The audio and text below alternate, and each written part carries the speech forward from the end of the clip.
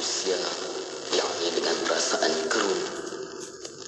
Apa yang sudah terjadi kepada bumi? Yawma'idhin tuhaddithu akhbaraha. Pada hari itu, bumi pun menceritakan kabar beritanya. Bi anna rabbaka awha laha. Bahwasanya Tuhanmu telah memerintahkan yang demikian itu kepadanya. Yawma'idhin yasdurun nasu ashtatan liyuraw a'malahum. Pada hari itu manusia akan keluar, yakni dari kuburnya, dalam keadaan yang bermacam-macam, supaya diperlihatkan kepada mereka balasan amalan mereka. فَمَنْ يَعْمَلْ مِثْقَالَ ذَرَّةٍ خَيْرًا يَرَهُ. Maka sesiapa berbuat kebajikan seberat zarah, nescaya akan dilihatnya dalam suratan amalnya. وَمَنْ يَعْمَلْ مِثْقَالَ ذَرَّةٍ شَرًّا يَرَهُ.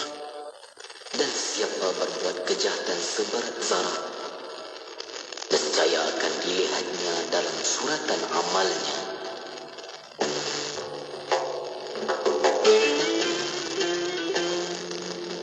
An Abi Humaid atau An Abi Usaid radhiyallahu anhuma عن النبي صلى الله عليه وسلم قال إذا دخل أحدكم المسجد فليقول اللهم افتح لي أبواب رحمتك وإذا خرج فليقل اللهم إني أسألك من فضلك.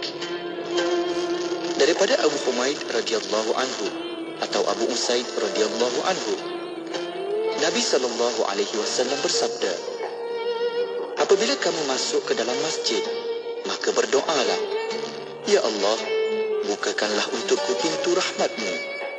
Apabila ia keluar, berdoalah, ya Allah, sesungguhnya aku memohon kelebihan daripada-Mu.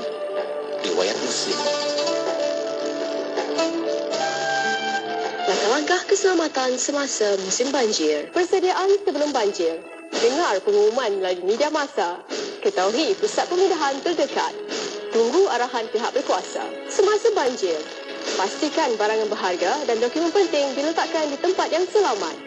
Isikan tong-tong dengan air yang bersih. Letak peralatan elektrik di tempat yang tinggi. Tutup suis elektrik utama, injap utama bekalan gas dan air. Bersedia untuk berpindah jika diarahkan. Ikuti laluan yang ditentukan, jangan terus mengharungi kawasan banjir. Pergi ke tempat yang tinggi dan selamat, jauh dari sungai dan longkang. Selepas banjir, dengar pengumuman di radio dan pihak berkuasa, jangan kembali ke rumah selagi tidak diarahkan.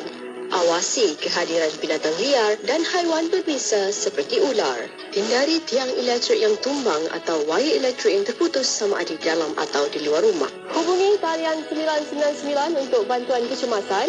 Kepada seluruh rakyat Malaysia yang dikasihi, ketika monsun timur laut bakal melanda, marilah kita patuhi langkah-langkah keselamatan di musim banjir. Segera berpindah ke pusat pemindahan sekiranya diarahkan oleh pasukan bomba dan penyelamat. Nyawa lebih berharga daripada harta benda. Satu hati, satu jiwa, kita menghadapi cabaran. Pesanan khidmat masyarakat ini dibawakan oleh Jabatan Bomba dan Penyelamat Malaysia, Kementerian Pembangunan Kerajaan Tempatan. Negeri Sembilan 102.7.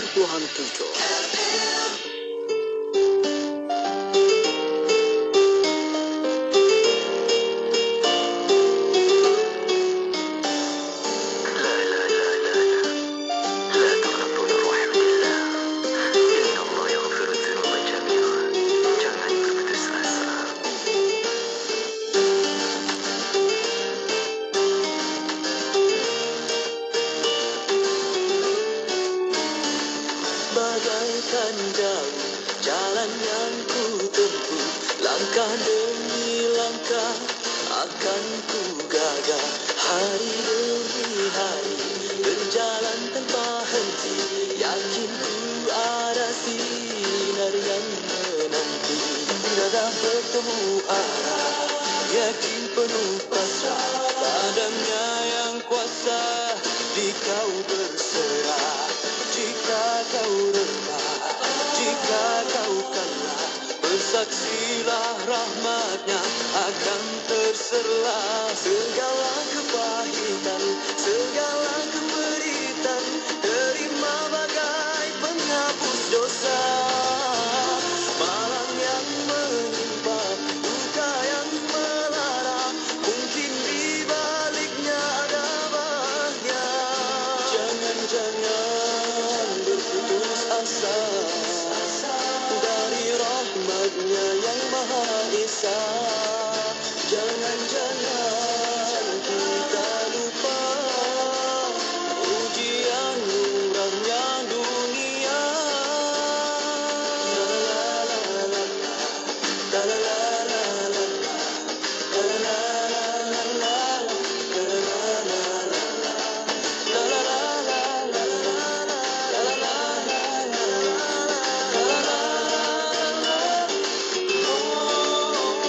kau dah bertemu arah, yakin penuh pasrah padanya yang kuasa, di kau berserah. Jika kau rebah, jika kau kalah, bersaksilah rahmatnya akan terserlah segala kepahitan, segala keperitan, terima bagai penghapus dosa. Malam yang menimpa, duka yang melara, mungkin di baliknya ada bahagia.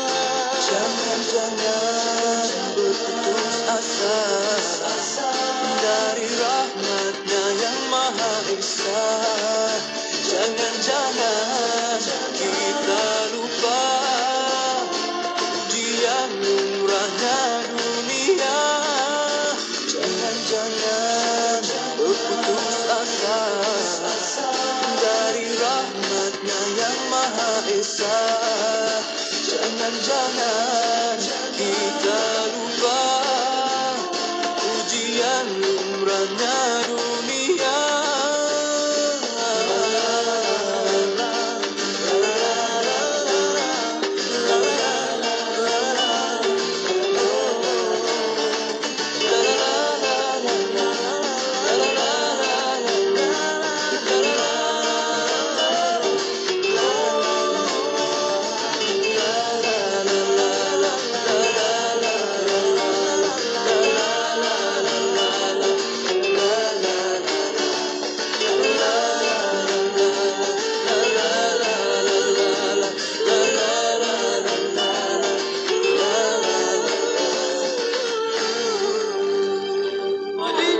Dengarkan seleksi lagu-lagu nasyid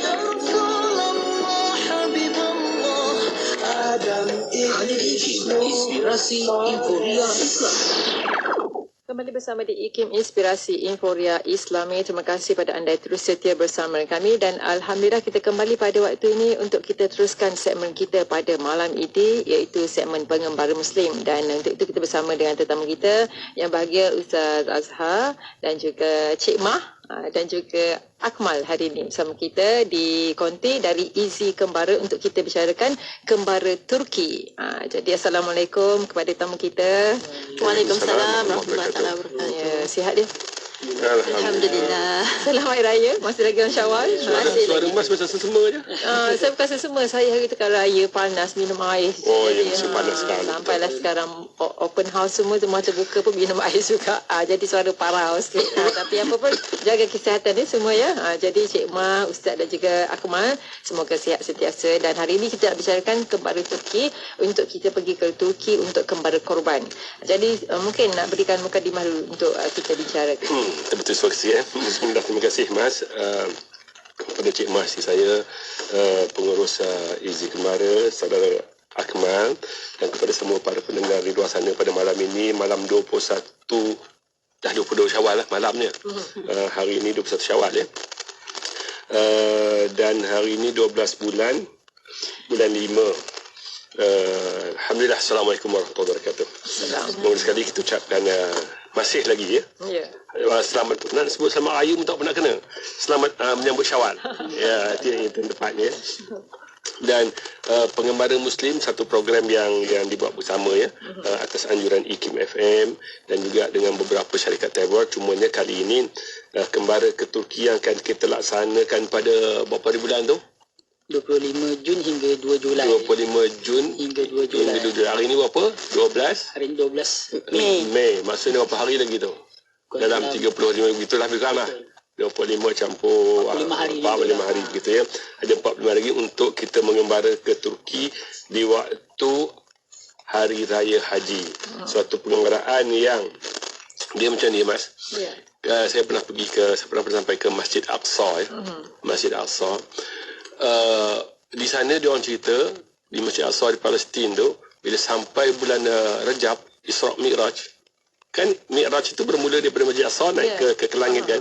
Jadi masa tu ramai para pengunjung khususnya daripada Indonesia pergi ke sana kerana nak merasai suasana Mi'raj itu di Masjid Al-Aqsa. Jadi begitu ya. Kita yang berhari korban ni, kita kawan-kawan kita yang dapat pergi haji, dia mengembara ke Mekah ya, mengenai haji. Kita buat satu trip yang luar biasa pada saya. Ini kali pertama kita mengembara ke Turki. Kenapa kita pilih Turki? Kalau kita study zaman dulu ya, pemerintahan Islam itu bermula dengan khalifah zaman Nabi. Lepas tu Khulafa Ar-Rasyidin, berterusanlah sampai kepada yang terakhir sekali Khalifah Utsmaniyah. Beratus tahun Khalifah Utsmaniyah menjadi pusat pemerintahan dunia khususnya bagi negara-negara Islam. Jadi sebaiknya seumur hidup sekali sekurang-kurangnya sekali kita pergi ke Turki. Dan kita pergi pada waktu hari yang paling baik, itu Raya Haji. Raya yang selalu saya sebut hari kesempurnaan Islam. Kita merasai balik suasana Islam yang gemilang di akhir, di khalifah yang terakhir, Khalifah Utsmaniyah di Istanbul. Jadi di situ kita memilih Turki. Jadi kepada mereka yang belum pernah rasa apa Turki biasa je Turki. Tidak, Turki adalah pusat pemerintahan Islam satu ketika dahulu. Dan hari ini Turki juga telah bangkit semula. Kalau satu ketika dahulu masa zaman kegemilangan Eropah, Turki itu dianggap negara yang gelap. Betul, masa sebelum ni kalau pergi Turki itu tempatnya kotor, tapi itu tempatnya yang macam-macam. Tapi setelah ada political will Dewan tu yang mengubah Turki itu, hari ini Turki itu dia punya pemandangan dia punya perkhidmatan, dia kebersihan, dia sama standard dengan Eropah. Dan Turki pun sebahagiannya Eropah. Jadi hari ini Turki itu satu negara yang kalau kita tak dapat pergi Eropah pun, Turki itu dah Eropah dah tu. Jadi mana tempat kita nak pergi tu? Itu kena tanya. Eropah mana tu? Kita tanya Cik Mah yang dah 2-3 kali pergi. Dah 2-3 kali pergi Turki tu. Kadang tu dia pergi seorang tanpa saya tu. Dia pernah ke? Tak pernah. Dah lagi masih tak boleh. Bawa je. Jadi boleh cerita apa kehebatan Turki yang kita perlu pergi pada hari yang paling hebat. Hari kesempurnaan Islam tu dia kata Raya Haji. Okey, Cik Mah ke? Ya. Okey, antara tempat lawatan kita di Turki kita tahu Turki memang banyak sejarah. Okey, antara tempat yang kita akan pergi adalah Museum Istana Topkapi. Dia panggil Topkapi. Okey, istana Topkapi. Ini Topkapi. Okey, istana kerajaan Turki Utsmaniyah selama 400 tahun ya. 400 tahun. Juga Masjid Sultan Ahmad ataupun dikenali sebagai Masjid Biru yang dibina pada tahun 1616 Masihi. Macam Ustaz kata tadi memang dah lama sejarah, memang tempat yang sangat penuh dengan sejarah di situ. Okey, kita juga akan melawat dan solat di masjid Hagia Sophia. Okey, Hagia Sophia ni memang sangat terkenal dan siapa yang pergi akan tak ada seorang pun pergi Turki tak ada gambar dengan Hagia Sophia. Background dia mesti setiap orang yang pergi Turki ada background dia Hagia Sophia. Okey, Lebih-lebih lagi sekarang dah jadi masjid ya. Ya, dah jadi masjid. Dia bertukar-tukar. Masjid dengan gereja, balik kepada masjid. Okey, yang sekarang ni masjid lah. Alhamdulillah. Okey. Okey, antara tempat-tempat menarik juga yang kita akan lawati adalah bazar. Tu paling menarik lah. Bazar. Bazar dia di dalam tu ada hampir 1,000 kedai. Jadinya kita tak akan pergilah 1,000 tu. Kita akan masuk ke dalam bazar dan rasanya di sekitar yang kita masuk tu je lah. Semua ada kat situ. Sebab sama je ya. Sebab sama je. Okey, masuklah ikut entrance yang mana pun. Kita akan jumpa benda yang hampir-hampir sama. Harga pun boleh lah kalau nak berlawan ke nak apa ke. Okey, jadinya antara tempat menarik juga yang akan kita lawati adalah Masjid dan Makam Sultan Muhammad Al-Fatih. Ni tak payah kita cerita. Kena cerita. Kena cerita. Tak, Ustaz cerita. Tapi kenapa saya cakap tak payah cerita tu? Sebab di Malaysia ni ramai yang menamakan anak Nama Muhammad Al-Fatih. Ya. Daripada mana dapat tu? Muhammad Al-Fatih tu. Dari sinilah asalnya. Nanti Ustaz cerita. Jadi macam ni ya. Siapa dia? Siapa dia tu? Satu-satunya hadis Rasulullah yang sahih yang menceritakan Istanbul dan Al-Fatih ni 1400 tahun 700 tahun sebelum berlakunya peristiwa itu Rasulullah dah sebut tentang Al-Fatih ni, tentang Istanbul. Apa Rasulullah beritahu? Dia kata sesungguhnya Konstantinopel akan ditakluki. Konstantinopel sebelum Istanbul. Maka sebaik-baiknya pemimpin adalah pemimpinnya dan sebaik-baik tentera adalah tenteranya yang akan menaklukki Konstantinopel. Satu benda yang kita nak faham ya, hadis Rasulullah sebut tentang Al-Fatih, tentang pemimpin yang akan menaklukkan Konstantinopel, negeri yang akan takluk oleh tentera yang paling terbaik. Jadi bila kita pergi tu, dan memang pun kita akan pergi insyaAllah ke tempat kota tu, kita punya tour leader tu, dia beritahu, inilah tempat Istanbul mula ditaluki dan inilah pintu yang dimasuki oleh Sultan Al-Fatih. Jadi kita akan terasa dia punya kehebatan Islam tu. Dan di satu sudut pula, tepi kota tu, dia ada gereja yang tidak diusik. Maksudnya zaman ditakluki tu pun gereja tidak diusik.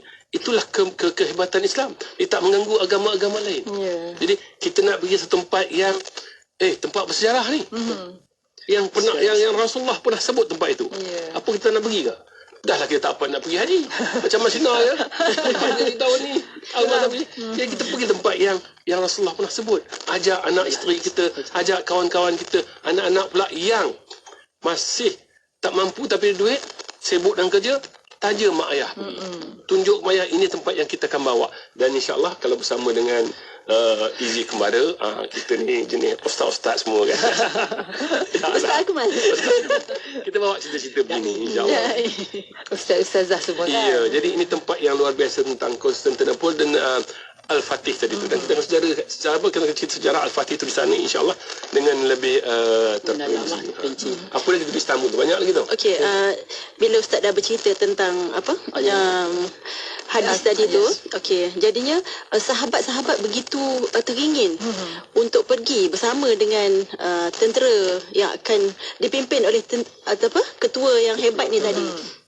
Jadi salah seorang daripada sahabat Rasulullah ni, walaupun dah umurnya dah tua, jadi dia pergi juga untuk bersama-sama dengan tentera yang nak menakluki Konstantinopel. Sahabat yang kita sahabat tadi tu bernama Abu Ayyub Al-Ansari. So kita akan pergi ke makamnya untuk menziarahi dan melihat kota tu sendiri. Dan juga tempat itu. Macam kita ni menelusuri sejarah lah. Merasai betul-betul lah. Betul-betul. Tempat tu cantik, makanan sedap, cuacanya aman, bersih apa semua, dan dalam sama kita dapat menjiwai melalui sejarah-sejarah Islam yang itu sejarah kita yang kita perlu tahu dan kita perlu sampaikan kepada generasi kita. Kita tak akan lupus di tengah zaman lah. Ini dah ada ramai nak call tu. Terima kasih Ustaz Zahar dengan Cik Mah. Mesti yang ramai tertanya macam mana nak daftar. Betul.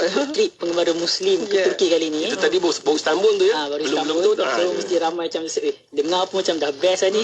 Untuk sahabat-sahabat pendengar di luar sana, Okey, boleh hubungi Izzy Kembara untuk mendaftar di 03-6184-1542 ataupun boleh WhatsApp kami terus di 013-673-9000. WhatsApp kami di 013-673-9000. Yang berdekatan Batu Cave boleh datang ke office Izzy Kembara terus nak buat pendaftaran, nak raya pun boleh, kita akan jamu air, kuih raya apa semua di Jalan 3 Batu Cave Center Point nombor 0127. Dekat Giant Batu Cave tu kita opposite sahaja. Okey. Kalau orang lama ni dia panggil Bolton. Taman Bolton. Okey. Itu nak cakap juga, okey, kita ada promosi sempena Syawal ni masih ada lagi. Okey, saya beritahu untuk penggembara Muslim ke Turki kali ni, Izzy Kembara ada buat satu promosi iaitu diskaun sehingga RM2,000. Okey, dengan syarat pendaftaran sekurang-kurangnya 4 orang. So kalau yang ada nak bawa family macam Ustaz kata tadi, nak tajam bapak, lepas tu aku pun nak jugalah punya isteri, so ada 4 orang, kita akan ada diskaun sebanyak RM2,000 untuk satu grup tu. Kalau yang kawan-kawan pun boleh juga. Kawan-kawan pun boleh nak ajak jiran ke macam pakat-pakat dulu, jangan berdaftar seorang-seorang pergi. Betul. Pakat-pakat kita kumpul-kumpul. Kalau dah 3 tu okey, carilah kalau seorang masjid tu ke jumpa pakcik sebelah solat ke, pakcik lagi Turki tak, nak pakcik pergi Turki tak, kita dah tahu sejarah Islam apa kan. Jadi macam ni, pakcik nak pergi Turki tak? Sebut harga asal, diskaun kau ambil lah. Itu je Dapat duit Phuket. Dia lebih lagi, terutamanya kepada yang nama dia Muhammad Al-Fatih. Macam mana nama aku ni kan? Apa sejarah nama aku? Aku kena pergi Turki ni, nak tahu apa di sebalik nama aku ni. Ataupun yang ada anak nama Muhammad Al-Fatih kan, nak bawa anak dia pergi, sinilah nama kamu dia ambil. Hebatnya nama tu ya. Tuan punya yang asal. Yang asal dia. Nama yang Nabi puji. Nama Nabi dah sebut nama tu. Tapi sosok tubuh itu Nabi dah puji. 700 tahun sebelum benda tu berlaku. Sebelum lahir. Sebelum lahir. Sebelum lahir. Itulah boleh terus je, jangan lambat, selagi slot masih ada, insya-Allah kita promosi tu inilah boleh je buat pendaftaran berjalan. Okey, selain tu kita ada juga kembara korban pada lebih kurang tarikh yang sama. Kalau yang okey, saya dah pergi Turki, ada tempat lain tak? Kita ada juga lagi 4 negara pilihan, iaitu di Krabi Thailand, di Ho Chi Minh Vietnam, di Phnom Penh dan Dalat. Ho Chi Minh dan Dalat. Okey, dua tempat di Phnom Penh, Kemboja dan juga Bandar Aceh Indonesia. Kat situ boleh je WhatsApp kami tadi ataupun call terus cakap okey, saya berminat nak ke Kemboja. Nanti kita punya eksekutif pelanggan akan bagi maklumat seterusnya untuk buat pendaftaran ataupun details itinerary dan juga harga. Tu nak faham. Jangan cari pula Muhammad Fatih di Thailand. Betul. Habis tu kenapa pergi Thailand je? Pergi cari orang berkesabaran kat Vietnam pula, tak jumpa. Betul. Jadi kita bawa ke Thailand, ke Vietnam, ke Cambodia. Kerana ini negeri-negeri yang kita rasa saudara-saudara kita ni dia orang minoriti yang perlu pada perhatian kita. Jadi kita bawa korban sekali ke situ. Jadi sekurang-kurangnya bertaut huah di situ bahawa kita ni rakyat Malaysia sentiasa memerhati saudara-saudara kita yang berada di Cambodia, di Vietnam dan di Thailand begitu. Jiran-jiran kita. Jiran-jiran kita. Nombor telefon sekali, Akmal. Okey, boleh hubungi kami di 03-6184-1542 ataupun yang biasa WhatsApp kan online tu, boleh WhatsApp kami di 013-673-9000. 013-673-9000. Jadi kita akan berehat seketika, dan kepada anda para pendengar jangan ke mana-mana, insya-Allah kita akan kembali selepas ini, dan pastikan anda terus setia bersama kami untuk kita kembali untuk sesi yang kedua pula sebentar lagi. Jadi teruskan bersama kami di IKIM Inspirasi Emporia Islami. Kita dah dekat nak masuk bulan haji ni. Ramai yang dah mula mencari-cari tempat untuk mendaftar korban, upah haji, upah umrah, buat fidyah dan sebagainya. Bukan saja upah haji yang dituntut, malah upah umrah juga tidak kurang pentingnya. Kami di Izzy Kembara menguruskan upah umrah sepanjang tahun hanya RM550 saja. Apa lagi? Telefon atau WhatsApp segera di talian 013-673-9000 untuk pendaftaran. Di talian 013-673-9000 untuk pendaftaran. Apa tunggu lagi? Ayo! Perpustakaan Institut Kefahaman Islam Malaysia IKIM memerlukan seorang pembantu penyelidik kontrak bagi tujuan menjalankan kerja-kerja pengumpulan data koleksi etika di Perpustakaan IKIM, khususnya koleksi dalam bahasa Arab dan elektronik dalam usaha memperkukuh pembangunan koleksi etika di IKIM. calon-calon hendaklah berkemahiran dalam bahasa Arab, Inggeris dan lain-lain, kefahaman mengenai ilmu, akhlak dan etika, celik IT serta mempunyai latar belakang akademik dalam bidang sains perpustakaan dan pengurusan maklumat serta ijazah sarjana muda turut mempunyai kelebihan. Antara bidang tugas ialah mengenal pasti koleksi buku-buku etika yang telah dimiliki oleh Perpustakaan IKIM dalam bentuk bahan elektronik iaitu e-book dan e-journal, menyeraikan koleksi buku-buku etika dalam bahasa Arab yang telah dimiliki oleh Perpustakaan IKIM serta memuat naik senarai koleksi etika Perpustakaan IKIM ke dalam IKIM Digital Asset Management (IDAM). Kemukakan permohonan anda kepada Unit Modal Insan atau hubungi talian 03-6204-6374. Tarikh tutup permohonan sebelum atau pada 12 Mei 2023. Siti, kamu ni kejap solat, kejap tak. Jangan buat main-main, Siti. Sibuk, Mak. Masa terhad sikit. Manakah nak rehat untuk makan lagi? Nak cuci makeup sebelum solat lagi? Dah tahu masa tu terhad. Carilah sesuatu yang memudahkan. Kamu tengok Sisa tu. Sempat aja dia nak bersih dan tanggalkan makeup sebelum wuduk. Dia pakai Hot Set Kosmetik Nuraisa, Mak. Nuraisa Kosmetik mesra wuduk tu? Habis tu, kenapa kamu tak pakai Hot Set Kosmetik Nuraisa juga? Nuraisa kan kosmetik mesra wuduk. Nak dengar rancangan santapan jiwa untuk kehidupan? Semuanya ada di IKIM. Inspirasi Inforia Islami. Kembali bersama pada waktu ini untuk kita teruskan segmen Penggembara Muslim dan kita kembali untuk kita bicarakan berkenaan dengan kembara Turki. Jadi masih lagi bersama dengan Ustaz Azhar, dengan Cik Mah dan juga Akmal. Tadi belum cerita lagi kan Akmal berkenaan dengan perjalanan kita. Tadi baru cerita, Cik Mah baru cerita tempat-tempat yang bersejarah sikit kan. Jadi silakan untuk kita teruskan untuk yang kedua. Saya mencelah untuk segmen kedua ini. Pasal kita punya kembara ni kembara korban. Dan minggu lepas saya dah cerita dah konsep korban itu. Kenapa kita buat korban waktu mengembara? Sebenarnya waktu mengembara ni, kalau dibilang korban, bukan hatta dibilang korban pun, kadang-kadang tu ada kes ya. Kita pergi ke negara, lepas tu kita buat korban, kemudian kita cerita kepentingan akikah, dan orang yang nak buat tu, Ustaz ni, anak saya belum lagi akikah. Boleh tak saya nak akikahkan sekarang?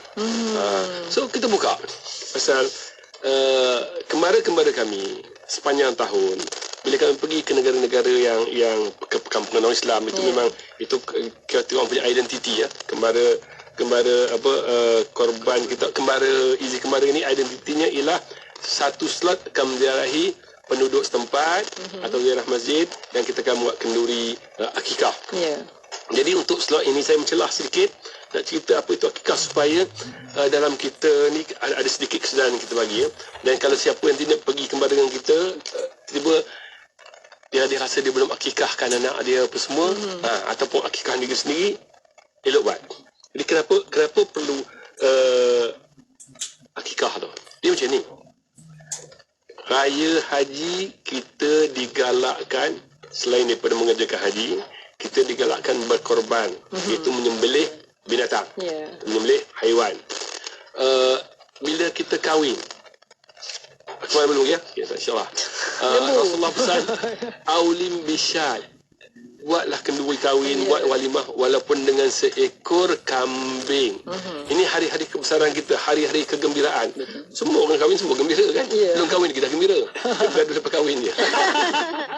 Ada pengalaman nak cerita penyembelihan haiwan itu adalah satu syariat, satu syiar dalam menyambut hari-hari kebesaran, hari-hari istimewa. Dan di antara keistimewaan yang kita syukuri ialah menyambut anak. Betul. Macam mana kita nak sambut kelahiran anak? Kita diajak untuk potong kek, bagi hadiah, tiup lilin, jemputkan kawan, tahu kita mana kita ambil pun kita pun tak. Habis daripada segala-gala orang besar sampailah segala-gala orang kecil, daripada bandar kampung bila sambut hari lahir tu kerat kek, potong kek. Tak apalah, benda nak bergembira, benda harus buatlah, tak ada masalah. Cumanya Rasulullah mengajar, Islam mengajar menyambut hari kelahiran itu sebaik-baiknya tanda bersyukur itu ialah dengan menyembelih binatang. Dan ini selalu yang kita terlalai. Betul kita tahu akikah. Dan sebahagian kat luar ni pun dia bukan tahu pun apa tu akikah. Dia ingat akikah tu korban tu akikah. Sopa je. Yang dia tahu kalau kenduri nak kahwin kena sembelih binatang lembu. Itu dia tahu. Berapa ekor lembu? Kena buat banyak lah tu. Dapat isteri comel apa semua kan. Selalu saya buat satu analogi. Kita kahwin, kita dapat anak orang. Isteri saya ni bukan anak saya. Anak siapa-siapa entah kita jumpa saya. Anak orang baik lah. Anak orang baik. Kita ajarkan isteri kita. Kita dapat anak orang jadi pasangan hidup kita.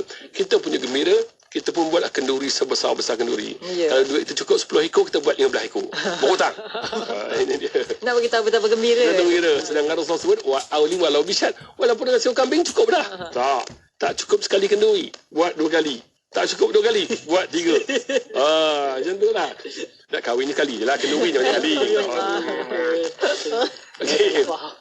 Ya, nak ceritanya, gembiranya kita menyambut anak orang lain jadi pasangan hidup kita. Orang yang buat kenduri diam-diam, tak buat kenduri. Yang kahwin tapi tak buat kenduri ni, ini jenis kahwin kat Siam ni lah. Dia tak buat kenduri. Dah maaf kepada orang luar kat dalam kena ya. Tak nak cerita, maksudnya kalau kamu tak buat kenduri itu, seolah-olah kamu mengambil anak orang yang secara macam tidak sah lah. Macam curi-curi. Macam curi-curi. So begitu juga hari ini anak kita lahir, Rasulullah galakkan kalau boleh anak lelaki tu sekurang-kurangnya 2 ekor. Kalau saya baca tu kitab tu yang dalam apa arwah Hashim Yahya tulis dulu, dia kata kalau boleh biar sampai 7 ekor, 10 ekor tak ada masalah. Kalau kamu betul-betul kaya, mampu buat 20 ekor, buat 20 ekor. Bukan semestinya 2 ekor. Betang anak kita berkira Rasulullah suruh 2 ekor je lah. Anak perempuan sekor sudah lah. Nak ikut semua. Sekurang-kurangnya. Bila kenduri tadi Rasulullah buat sekor, pandai dia buat 10 ekor. Tak nak cerita. Jadi kenapa? Kerana kita gembira. Dan Rasulullah ajar macam cara nak menyambut kegembiraan tu, menyambut nikmat yang Allah bagi tu dengan menyembelih binatang tadi. Okey. Dia serupa macam tadilah. Kalau kau kahwin, kau tak buat kenduri, seolah-olah kau ni kahwin je ni. Kena tangkap basah ke, lebih kurang begitulah. Jadi, kalau kau dapat anak, kau tak buat akikah, seolah-olahnya kau ni dapat anak haram ke. Bahasa kasar sikit dari situ. Tapi tidak. Seolah macam anak tu, okey, seronok. Lepas tu kita buat caranya, buat sama hari jadi potong. Buatlah. Tapi apa yang Rasulullah suruh tu, apa yang Islam suruh tu, dengan mengakikahkan anak kerana dapat kelahiran bayi tu, buatlah. Kerana itu apa Rasulullah itu, al-ghulamu murtahanun bi akikati. Anak itu tertahan dengan akikahnya. Apa maksud tertahan? Dia ada 2-3 tafsir dalam kitab yang korban akikah tu. Di antaranya ialah anak itu tembusarannya akan slow sikit, tertahan kalau tak diakikahkan. Habis Ustaz, kami tak ada duit nak buat akikah. Yang tak ada duit, cerita lain ni, cerita yang ada duit ni. Ya. Beli benda lain ada pula duit. Buat sambutan hari jadi. Ada pula duit dia. Biar akikah ni tak ada duit. Okeylah, tak apa. Lepas tu dia suruh kecerdasan itu tertahan. Dan yang paling kita risau, doa tertahan. Doa anak yang tidak diakikahkan itu tak sampai ke mak ayah. Bukan berdosa. Tak berdosa pun. Tak ada masalah. Doa anak tak sampai ke ayah, tak berdosa. Tapi rugi lah. Kerana itu dipanggil sunat muakkadah. Sunat yang amat-amat dituntut. Kalau engkau tak buat, ada kerugian. Di situlah yang takut kerugian itu berlaku. Kerana itu kita kempen daripada kawan-kawan kita yang mengembara bersama dengan kita, yang tinggal, yang tak pergi apa, buat akikah untuk anak. Tak kira anak tu dah besar ke. Dan biasanya satu yang timbul kecelaruan tu ialah, Ustaz ni, ini dah tua-tua ni kita buat korban je lah. Tidak. Korban benda yang sunat setiap tahun. Kau dah tua ke selagi kau hidup, buatlah korban untuk diri sendiri. Itu kita yang buat untuk diri kita. Bukan kerana kelahiran anak. Tapi akikah adalah untuk kelahiran anak. Kerana itu kita galak kepada mak ayah yang sekarang ni dah ada duit. Dulu masa mula-mula kahwin tak ada duit. Ya macam kami dulu kan. Mana ada kerja, tak ada kerja. Jadi dah ada duit sekarang ni buat. Ataupun kita ni mak ayah macam kita orang ni dah ada apa? Datuk dah, ada haji datuk, ada cucu. Kita akikahkan cucu kita. Sebagaimana Rasulullah mengakikahkan Sayyidina Hasan dan Sayyidina Husin. Setiap seorang tu dengan seekor kambing. Wah, seronok orang kat luar sana. Rasulullah pun akikahkan dengan seekor kambing, takkan kami nak buat 10 ekor? Ada je alasan dia tu. Tak kira lah berapa ekor pun, buat yang tak buat. Kerana kita takut kalau macam kita kata tadi lah, seolah-olah kita tidak mensyukuri akan anak yang kita dapat. Ya. Walaupunlah hati itu betul kita syukur, tapi Allah dah ajar, Rasul ajar, cara nak menunjukkan kesyukuran itu ialah dengan membuat akikah, menyembelih binatang. Samalah tadi, kita nak menunjukkan kesyukuran kita masa raya haji nanti, kita dapat sambut raya haji, kita menyembelih, membuat korban tadi. Jadi di situ kita balik kembali pada kembara korban tu, itu yang kita nak ajar. Kita ajak sahabat-sahabat kita yang pergi mengembara kita, kalau mampu buat korban semasa pergi nanti, kita buat. Kita sembelih korban di Turki. Kita sembelih korban di Thailand. Sembelih korban di Vietnam. Tempat-tempat ni, kalau kita sembelih korban tu, kita tengok, lepas tu, yang makannya sempurna, orang makan habis. Kalau kita kat Malaysia ni ada, dah nak habis raya keempat dah tu. Ada dalam peti ais lagi. Ada sekilo lagi. Seminggu tak habis. pun ada lagi. Seminggu pun ada lagi. Tahun pun ada. Berbeza dengan korban di luar ni, bila kita buat tu, orang tu makan bersungguh-sungguh, tak simpan apa semua. Jadi itu sedikit tentang kembara korban ataupun inilah, kalau kita perlu buat akikah, masa tu buat akikah. Dan inilah yang kita buat nanti semasa di Turki. Selain daripada kita pergi apa? Melawat tempat-tempat mana tadi? Tempat yang menarik, macam museum. Sambung. Sambung. Akmal. Okey. Kita juga di Turki nanti kita ada juga melawat ke bazar juga. Yang pertama ni 2 kali bazar. Grand Bazaar. Yang ni kita pergi Spice Bazaar ataupun dikenali sebagai Egyptian Bazaar, di mana kita boleh borong rempah ratus. Di Turki memang banyak pilihan. So biasa orang Malaysia memang akan borong lah, sebab dia murah lagi satu. Currency sekarang ni pun kita tahu lira memang dengan RM memang jauh sangat. So kalau kita sebagai rakyat Malaysia ke sana waktu sekarang ni, memang kita rasa macam murah ni. Okeylah, boleh banyaklah berbanding dengan Malaysia punya. Banyak boleh shopping ya. Banyak boleh shopping. Kat situlah kita ada juga bagi elang bagasi 30 kilo. So jangan risau. Dah siap-siapkan. Dah Kilo je, 30 kilo boleh bawa barang. 30 kilo untuk satu orang. So kalau dia ada pergi 4 orang, so 120 kilo semuanya. Boleh kongsi-kongsi kat situ. Dapat kilo banyak pula, waktu dapat diskaun lagi. Kalau pergi 4 orang. Okey. Spice Bazaar ni sebenarnya dekat tepi laut. Orang perempuan bershopping, orang lelaki minum kopi tepi laut. Dapat tepi dia tu ada jabatan. Jangan cerita lebih. Jabatan. Tak boleh ikut ya? Tak boleh. Risau saya ikut. Sebelum kita ke Spice Bazaar tu kan, kita akan pergi menaiki. Kita akan naiki bot. Sesuai lah tepi tu kan. Terus selama sejam 30 minit tu tengok kawasan laut tu. So selat tu selama sejam 30 minit. So kat situ boleh lah nak rakam, takak gambar ke OTD semualah. Tempat tu memang cantik. Tempat memang cantik. Dengan anginnya, dengan bersihnya laut dia tu. Darat tengok cantik. Kapal-kapal besar memang yang lalu setiap minit dekat selat tu tak memang pernah kita berhenti lah. Nak acah-acah dalam drama ke. belakang nampak masjid masjid dekat Blue Mosque semua kat belakang kita. So memang dia punya background Eropah tu memang terbaik lah dekat selat Bosphorus tu. Okey, seterusnya kita akan pergi ke kampung. Okey, itu dah kita nak pergi ke ke negeri lain. Tadi tu kita di Istanbul lah. So dah habis dah berjalan semua di Istanbul. So kita akan pergi ke Bursa. Bursa ni agak tenang sikit nak dibandingkan dengan Istanbul ya. Betul. Istanbul ni macam Kuala Lumpur lah. Sebab crowded. Tempat foreigner berkumpul. Bursa tu macam Shah Alam lah ya. Bursa tu kita masih agak kampung. Dia sangat tenang di situ.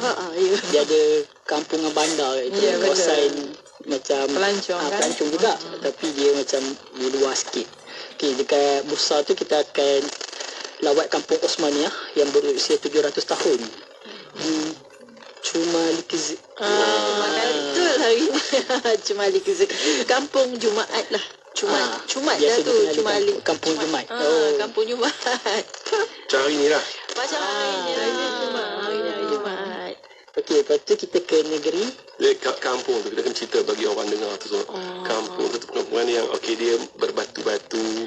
Lepas tu rumah kampung semua akan ada kalau musim buah tu buah bergantian buah di dalam rumah. Macam Eropah dahulu Dan batu-batu besar tu 1950-an 1900 ya. Ada pula makcik-makcik yang menguli roti. Kalau tiba-tiba saya bermurah hati, kita lari sikit, duduk dalam rumah dia, minta dia buat roti, kita minum kopi, minum teh dia. Kaldai, tarik lagi jalan. Pokok ceri tepi rumah. Tak dapat bayang. Biasa tengok dalam TV Malaysia ni. Kau pernah pergi seronok. Kalau jenis saya pula, saya akan pergi ke dapur dia. Duduk makcik sampai dia madu pula. Betul lah. Minta nak ulikan dia pergi tepung roti tu. Seronok tu pengalaman tu. Dia orang tradisional punya masakan. Betul, roti ya. Punya arang apa. Okay, itu satu pengalaman yang ni lah di kampung nanti. So yang nak rasai dan jarang, minta maaf lah. Pasal saya ni jenis suka apa, kalau pergi ke rumah orang tu saya sampai ke ceruk dapur dia. Ya, dia tahu perangai saya. Jadi tu benda ni jarang dapat kalau dengan kawan-kawan lain. Pergi dengan kita, saya akan bawa duduk situ, duduk sembang dengan dia, faham tak faham kita kedua. Kita kutuk dia kutuk kita sama. Tapi itu pengalaman lah. Pengalaman kita masing-masing. Okey, lepas di kampung tu kita akan lawat pusara tokoh terkenal bangsa Turki iaitu Ertuğrul Gazi di daerah Saud. Okey, kat situ juga kita akan bagi peluang dekat kawan-kawan untuk tangkap gambar dengan memakai pakaian tradisional bangsa Turki. Pakaian pahlawan je. Betul. Macam hari ni kita macam pakai baju Melayu. Saya kena macam pahlawan Melayu. Pahlawan Melayu. Ini Siap dia tanjaknya. Mana pakaian dia orang. Pakaian dia orang. So kita bagi dah percuma lah dekat situ, boleh tangkap gambar. Ya ke percuma mal. Kalau bayar kau bayar. Dia super macam ni tau. Dulu kita bukan dulu sekarang pun, kita dibanjiri oleh filem-filem Korea. Jadi filem-filem lama Korea, entah apa-apa, tak saya pun heran. Saya tengok kalau saya punya akaun TV tu buka Korea. Saya tak pernah tengok Korea pun. Cerita-cerita Korea. Dan pengaruh pada itu, dia orang pergi Korea, dia orang bergambar dengan orang pakai baju Korea, skirt entah apa pun dah. Hanbok yang dah kembang. Dan seronok bangga jadi macam artis tu. Jadi serupa dengan Turki hari ni sebenarnya, ada satu filem yang melanda negara Malaysia ni. Ertuğrul tu dah kan. Yang semua orang tertunggu-tunggu tengok. Beratus episod. 400 episod. Jenuh nak menunggunya. So benda itu mempengaruhi kita, dan bila kita ke sana, kita akan pergi pakai pakaian dia. Selami. Selami. Kita akan rasai. Memang kita akan pergi ke kampung yang dalam filem tu. Siapa yang tengok filem tu bolehlah merasai sendiri. Ataupun kau tak pernah pergi pun tak apa. Ambil gambar lu sana, balik pun tengok cerita tu. Kalau sanggup tengok 400 tak boleh buat kerja apa lah. Tengok trailer je. Dia satu benda. Kalau kita boleh berbangga dengan pergi Korea pakai pakaian Korea hanbok tu, kita rasa bangga, tunjuk dekat Facebook, tunjuk kat Instagram, tunjuk kat segala. Ini sejarah Islam yang pengasas kepada kerajaan Turki Osmanli yang hebat. Okey, jadi seharusnya kita lebih berbangga. Pakai baju tu nampak kita gagah. Pakaian tu lagi nampak nampak gagah ya. Lagi-lagi kalau ada kuda kat situ kan. Betul lah ada kuda. Boleh naik kuda. Kak Dai pun jadilah. Betul. Kuda takut pula. Sudah tarik tu ke. Lepas tu. Okey, habis dah. Selesai pada kita dah habis hari yang kita melawat pusara dengan juga pakai tradisional tu. So pada keesokan harinya insya-Allah kita akan solat Hari Raya Aidiladha. So ni adalah salah satu macam Ustaz dah cerita tadi, pengalaman yang memang tak dapatlah di mana-mana. So di Turki sahaja pengalaman raya kita tak tahu macam mana. Kita tanyalah orang-orang kat luar sana tu. Selama hidup kita ni, berapa kali kita solat hari raya di luar? Solat hari raya di luar. Betul. Raya mesti nak balik Malaysia. Betul. So kecuali budak-budak yang belajar di luar negeri lah. Itu tak mikir lah. Satu. Kedua, kalaupun di luar negeri macam saya dulu, saya duduk di Pakistan, belajar kat 8 tahun Pakistan. Bila sembahyang raya, kami sembahyang raya bersama rakan pelajar. Ya. Bila semua rakan pelajar, takbirnya takbir Allahu Akbar, Allah sayunya. Ini Ertugrul punya versi. Tapi Ertugrul punya versi takbir macam mana? Satu. Kedua, solat dia sebenarnya ada sedikit perbezaan. Ini pengalaman kami yang pernah sembahyang kat luar lah. Akmal kami sembahyang dekat Kyrgyzstan dulu ya. Tahun lepas ke? Tahun lepas. Nampak tu kami keluar. 3 orang Melayu yang lain semua Kyrgyzstan. Dia semua Orang pengalaman. takbir semua berdiri. 3 Melayu ni terukuk. Orang lain semua tengah berdiri semua. Satu. Kedua, macam kawan-kawan saya kan, tim kami ada yang pergi ke India, ada yang pergi ke Vietnam ni, ada yang pergi ke Afrika, Bangladesh apa semualah. Saya teringat masa saya sembahyang raya di Kem Somalia tu ya. Kem saya dengan isteri saya pergi. Habis semua perempuan-perempuan tu. Atas padang pasir je semua. Kamu kata orang padang pasir tu. Padang pasir je, tak ada apa-apa. Tak ada apa-apa. Pasir. Jadi sembahyang raya situ. So isteri saya orang perempuan seorang-seorang yang paling lawa pula tu kat Afrika tu. Ya. Betul lah. Ya betul lah. Jadi semua tu nampak. Paling putih tiba. Menonjol pula ya di tengah-tengah lautan. Dari jauh pun nampak. Tak risau isteri hilang nampak. Kalau di India tu kata kiblat tu berubah. Semua saf depan pandang belakang. Tengok kita. Kalau orang luar, kalau soft belakang sekali tu, semua katil baik semua pandang belakang. Bukan pandang imam khutbah, pandang kita orang kat belakang tu. Tak ada cerita ni, kita ajak kawan-kawan tu yang umur 60 70 jangan risau. Memang kerja kami ni meraih orang-orang yang berumur citizen. Jadi kita rasalah nikmat berhari raya sekali di dunia luar. Betul. Jadi insya-Allah hari raya tu nanti juga selepas raya kita akan buat sembelihan hari raya kedua. Raya kedua sembelihan korban. Yang itu satu lagi pengalaman ya. Saya pernah tengok orang, saya sendiri tak pernah sembelih lah. Jenis penakut. Tengok orang macam mana orang Kemboja sembelih. Baru-baru ni saya pergi Malaysia bulan puasa baru ni, dia lipat je leher lembu dia tu macam dia uli apa, roti canai je. Bam, jatuh lembu tu sembelih. Cepat dia seorang je. Dia lapar dia. Lepas tu sekali tu 3 ekor lembu sembelih, lepas tu seorang duduk. Dia mula lapar seorang-seorang. Kita orang tengok, seorang-seorang ni je. Kita habis satu kampung keluar. Ya, betul. Kalau ada lembu tu 20 orang boleh. Lepas tu berjam. Ya. Tak nak bagi lembu lari lah. Duduk 20 orang duduk. Begitu juga kita pernah tengok sembelihan di Kyrgyzstan. Banyak tempat lah di Afrika tu saya cerita lah. Kalau masa Akmal dikecat. Dicat. Siap-siap sembelih lari semua. Pasal apa? Pasal Afrika ni kan, dia ada banyak macam kabilah. Dia orang berebut. Ada bukan setiap negara. Ada bahagian negara. Kita sembelih je. Lepas tu kabilah datang buat siap parang dia. Tak rebut, tarik je lembu yang dah. Tarik je lembu tu saya. Kita bye-bye je lah. Tak boleh buat apa dah. Dia bawa yang kereta kuda tu. Lepas tu dengan askar, kalau di kem pelarian tu, kita orang sembelih dalam 2-30 ekor dalam kawasan pagar. Roboh pagar tu ditolak. Masya Allah. Askar tak boleh buat apa. Urus dia, kita semua lari masuk. Betul. Kereta lari.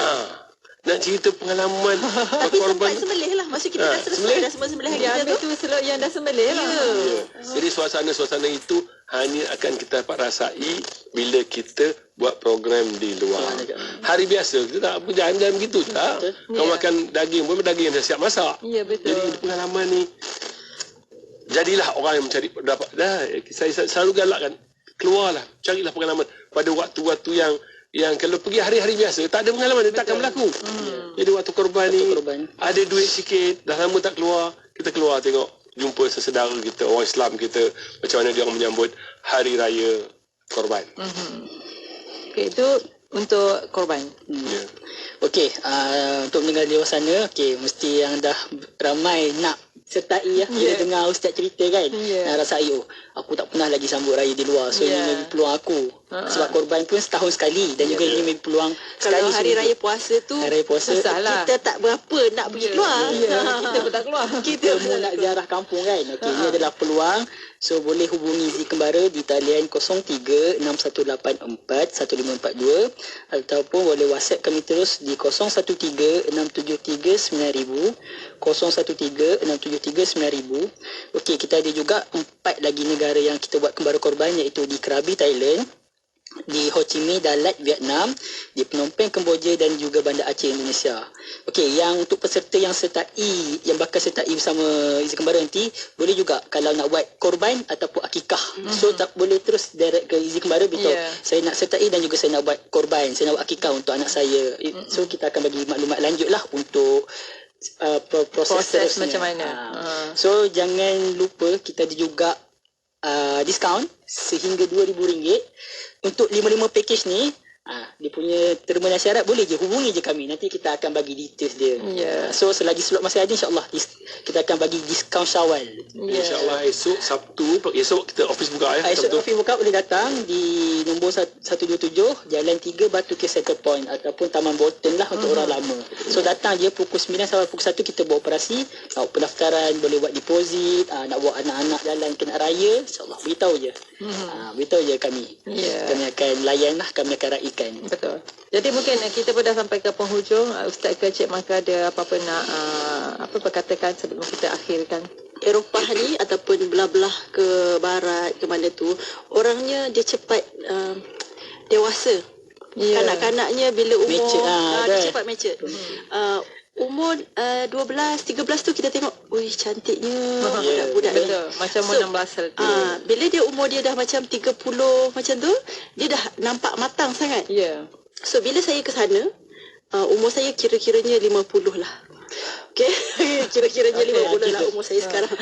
Jadi dia kata, umur berapa ni? Makcik-makcik tanya. Saya panggil dia makcik. So saya kata, saya 50. Dah ada cucu semua. Hah? Dia kata. Dia buat dengan muda. Dia kata, kenapa? Dia 40. Kenapa saya nak bagi dia pakcik? So, jangan tersilap lah nanti kalau siapa-siapa pergi. Bila kita tengok orang tu mature, tak semestinya orang tu. Betul. Orang Asia ni memang dia nampak lebih muda. Dengan saiz yang kecil, dengan lebih muda. Nampak muka tu muda. Jadi dia terperanjat, saya dah kahwin, saya dah ada anak, dah ada cucu. Dia kata, takkanlah habis riuh satu rumah membahaskan tentang kita. Jadi kalau gosip di kampung nantilah. Jadi kalau rasa nak jadi muda, boleh pergilah. Dia apa dipanggil apa? Kita kembali ke alam remaja. Kita kembali ke alam remaja. So dia akan terperanjat tengok kita. Walaupun kita makcik-makcik. Betul. Kata, mudanya umur berapa? Jauh kita lebih tua daripada dia. Kalau itu kalau Syed Mah, kalau saya lagi dah ada orang terkejut. Dia panggil pakcik. Saya sebut umur saya 60. Dia. Ingat embah aku ingat bawa habis sekolah menengah. Itu kena shift dulu. Mesti sekolah tadika. Okeylah. Jadi sekali lagi nombor telefon dia. Okey, boleh hubungi kami di 0361841542, itu nombor office, ataupun boleh WhatsApp kami terus di 0136739000, 0136739000. Okey, package Kembara Korban ni package all in ya. So tak perlu fikir apa-apa dah. Dah buat bayaran, nanti jumpa je airport je. Bawa dia belanja. Je, tak ada charge tambahan apa. Banyak shopping kan. Mak dah berarti betul kilo. Kalau tak cukup tak apa, kita ada ustaz boleh tolong. Masa raya haji itu cuaca macam mana? Kalau ikutkan kita pergi musim panas, tapi musim panas di Eropah biasalah. Dalam aircon. Dalam 20 degree ke 20. Boleh pakai baju kita lah. Pakai baju kita je. And dia rasa lagi sejuk macam kita berada di Genting. Lebih kurang. Memang kamera memang sesuai lah untuk berjalan. Sebab tak perlu pakai baju tebal, tak perlu bawa kot. Beg tu ringan. Khas untuk shopping je. So ustaz kan tak suka sejuk. Betul. Tak apa, kita insyaAllah kita akan cuba elakkan untuk musim sejuk supaya kita nak berjalan. Jadi terima kasih kepada Ustaz Azhar, kepada Cik Mah dan juga kepada Akmal. Hari ini kita bicarakan berkenaan dengan kembara Turki. Jangan lupa kembara korban Turki ni, anda yang nak buat korban boleh hubungi juga nombor telefon yang diwawarkan tadi, dan juga insya-Allah kita kembali minggu hadapan untuk kita bicarakan banyak lagi. Mungkin kita ada tetamu lain juga bersama kita insya-Allah. Jadi terima kasih banyak. Assalamualaikum. Assalamualaikum. Dan kepada anda teruskan bersama kami di IKIM Inspirasi Inforia Islami. Semua orang dah tahu dah, sebaik-baik pelaksanaan korban adalah di tempat sendiri. Tetapi kalau tak sempat, boleh serta kembara korban bersama isi kembara untuk saksikan sendiri korban kita. Sesuailah untuk keluarga yang nak bawa anak-anak berjalan dan rasa pengalaman beraya di luar negara. 5 negara pilihan tahun ini, iaitu di Turki, Kemboja, Indonesia, Thailand dan Vietnam. Potongan sehingga RM2,000 untuk pendaftaran awal saja. Telefon atau WhatsApp segera di talian 013-673-9000. Telefon saja di talian 013-673-9000. Pergi ke laut menangkap ikan. Pulangnya awal sebelum senja. Kalau tuan-tuan nak buat korban, apa lagi? Isi kembara kan ada. Ukirkan senyuman di wajah mereka sebagai tanda ingatan dan rasa cinta kita. Jadikan Aidilladha kali ini Aidilladha yang paling bermakna buat saudara kita di Palestin, Syria dan Yaman. Ayo bersama kita tunaikan ibadah korban kita melalui kempen ibadah korban di Bumi Anbiya Anjuran Aman Palestin. Layari laman sesawang www.jommenyumbang.com untuk maklumat lanjut. Hiburan mendidik jiwa. Hanya yang terbaik di IKIM. Inspirasi Inforia Islami.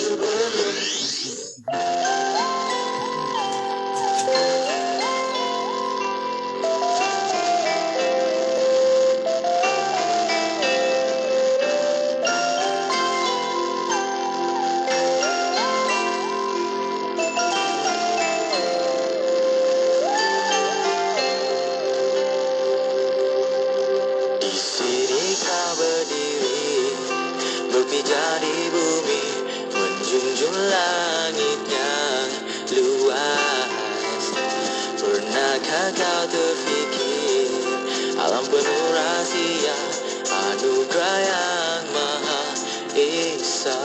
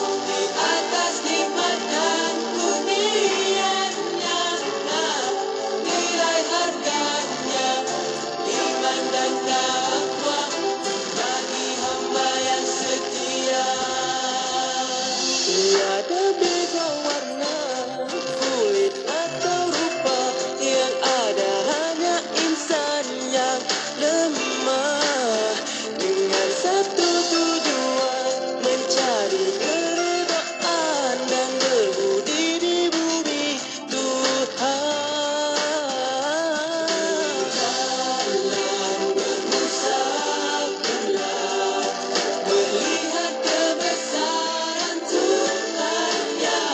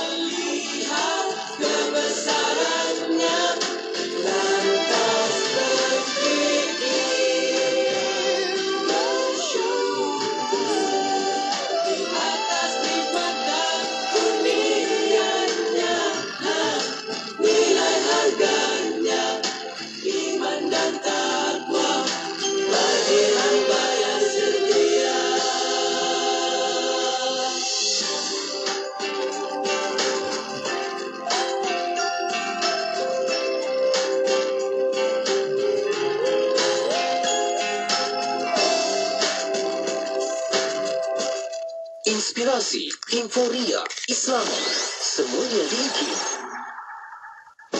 Malaysia antara 10 negara dengan kadar transplantasi terendah di dunia pada tahun 2021.